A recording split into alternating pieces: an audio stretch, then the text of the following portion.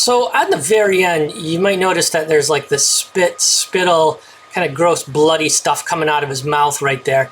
And that's simply just more stock footage that I found of a dismembered arm just kind of splurting out a little bit. And I didn't want to be like really over the top with it, which doesn't make sense because this shot already is kind of over the top.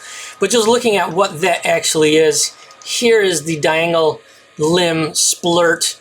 And then I hue corrected it down, reformatted it because it was like 4K, translated it so it fit inside of his mouth and kind of spitting out, motion blurred it, and then I added this ramp to it. And you could see the ramp right here. What the ramp is actually doing is, and if we just pause it here, what the ramp's doing is it's basically darkening the spit inside of his mouth versus the spit that's outside of his mouth. Here's the actual ramp, right? So I'm just multiplying that against the spit. So it's darker inside the mouth versus outside the mouth. And then I'm just comping that right in. And to comp it right in, of course, I kind of had to roto the teeth a little bit so it's not like happening on top of his head over here. So that's all that part is. And then I wanted to add just a little goofy stuff. Like here's like funny little fallout elements, you know. They're like, I was going to go for maybe like a green fallout, and then I thought, nah, I'll just bring it way down. But these fallout elements are just reformatted, then I desaturated them, I inverted them, and I just added them into the shot. So they're just like these little pieces of ash or whatever that's kind of drifting down. Who knows what happened, right?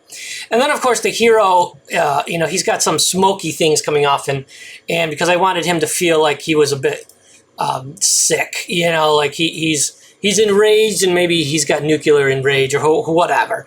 And all I did for that is I just brought the alembic mesh into Embergen again and just had this smoky thing come off him.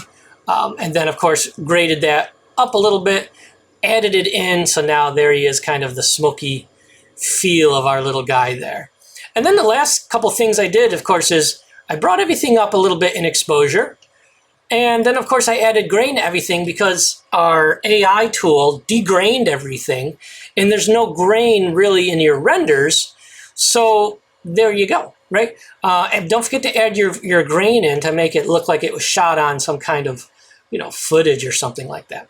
Now, as I kind of finish up, you know, my little gorilla shot here, one thing I do want to show you is that I really didn't like one part of it in here. There's a really bad piece of animation that I didn't really want to go back to tweak and re-render. It's the animation that kind of downloaded off the web. And I'll show you what I did for that one in the next video.